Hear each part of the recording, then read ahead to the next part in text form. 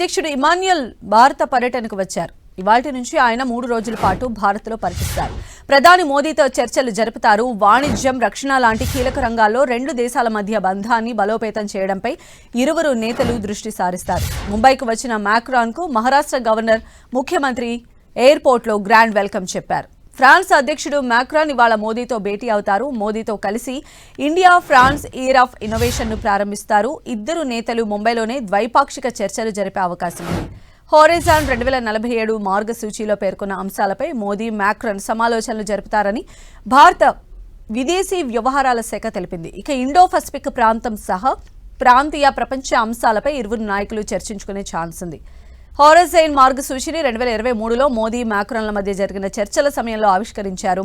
ఢిల్లీలో జరుగుతున్న AI impact summit ఈ నెల 19న మాక్రాన్ పాల్గొంటారు. భారత్కు 114 రఫేల్ యుద్ధ విమానాల సరఫరాకు మాక్రాన్ పర్యటన సమయంలోనే ఒప్పందం కుదిరే అవకాశం ఉంది. ఈ కాంట్రాక్టు విలువ 3,25,000 కోట్లు. ఇది ఖరారైతే దేశ చరిత్రలో అతిపెద్ద రక్షణ ఒప్పందంగా నిలవనుంది.